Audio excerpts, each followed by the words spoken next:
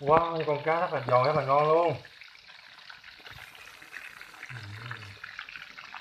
Cá chiên rất là ngon, còn nấu luôn thấy không?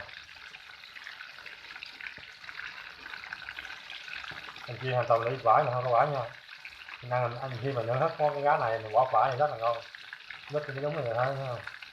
Chiên lấy vải nhưng mà khi ăn bỏ vải, chỉ là cho đừng có khét á, cái hộp trong á, nó đúng như thế.